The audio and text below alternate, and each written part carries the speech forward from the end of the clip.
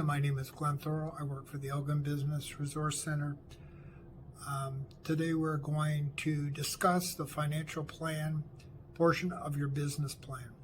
Financial planning is essential for the business.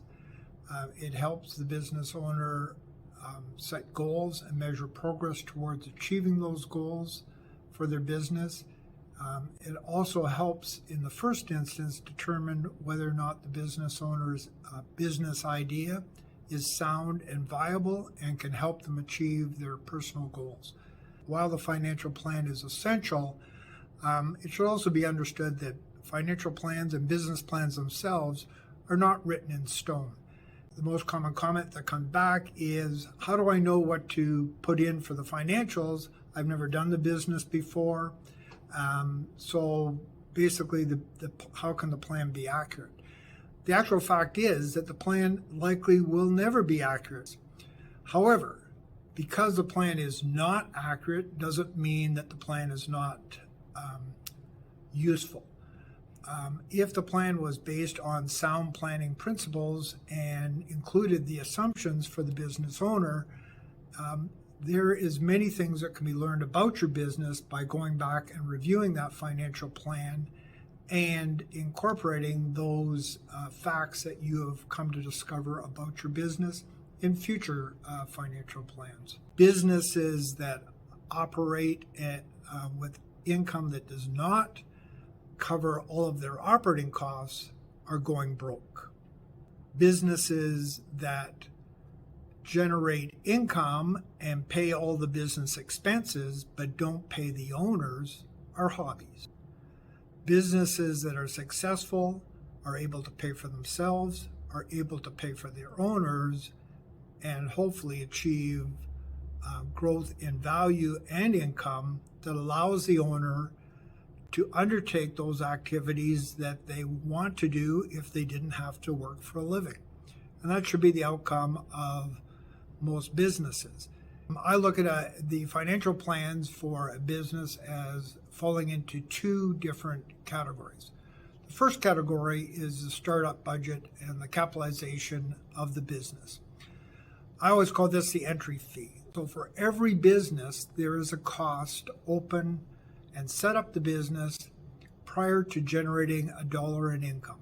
These costs may include acquiring space, doing leasehold improvements to improve the space and prepare it to be a business, acquiring inventory, signage, initial insurance, registration fees, organization fees. All of these costs are incurred prior to doing $1 of sales with a customer. The secondary plan is called the operating plan. The operating plan is a reflection of the business once it's open and operating and generating income. And so as we generate sales, we will have certain types of costs incurred to maintain the business. These will be the monthly costs and monthly revenues. And the objective here is for a business to determine how soon their revenues will cover their operating costs. So there's three primary statements that are generally included in a business plan. The first one is a cash flow statement.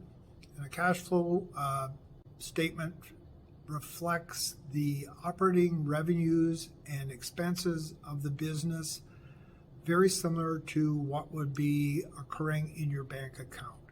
The income statement, you are going to recognize money earned by the business and expenses paid by the business that are consumable expenses.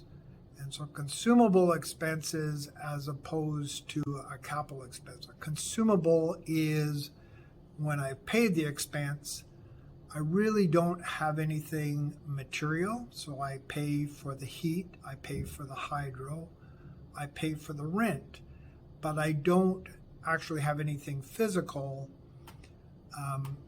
related to those expenses. The other statement is the balance sheet.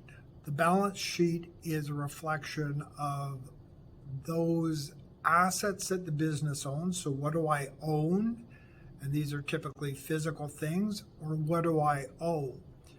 And so typically on a balance sheet, you'll purchase a piece of equipment, you'll buy inventory. Those are things that you now own. They're physical. They don't get reflected on the income statement. They're reflected in the balance sheet. And on the opposite side of the balance sheet are things that I owe.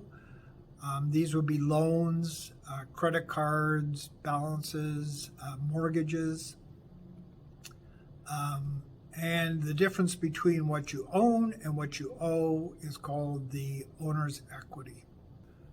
Generally accepted accounting principles and CRA require you to record your business financial performance in standard accounting forms. And those forms are the income statement and the balance sheet. And so when we look at common businesses such as a renovation service, we might ask the owner to not only project the sales, but to break that sales number down into the driving factors. So how many billable hours did you work? What rate did you charge for those services? And the volume times the rate equal the sales. That might be further broken down into the different services that the individual offered. So a general contractor might have a roofing, may have interior renovations, may have flooring. Each of those would be costed differently, and each would factor in a different time value to achieve the revenue.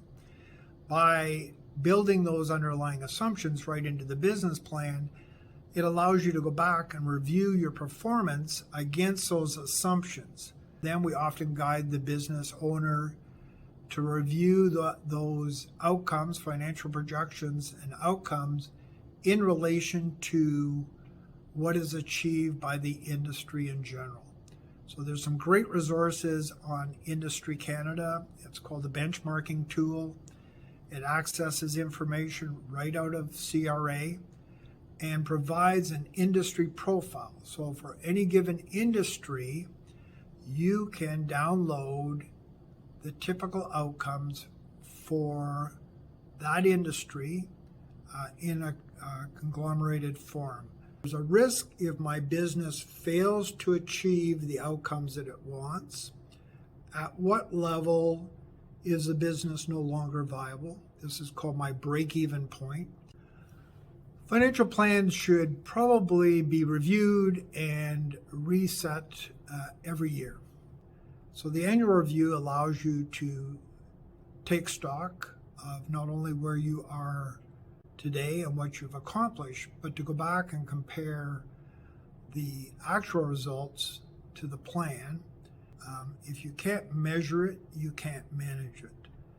And even in the case of building a financial plan based on assumptions, the only way that you can use those assumptions to help guide future growth in your business is if you've actually tracked those assumptions and what I call the volumetrics on an actual basis.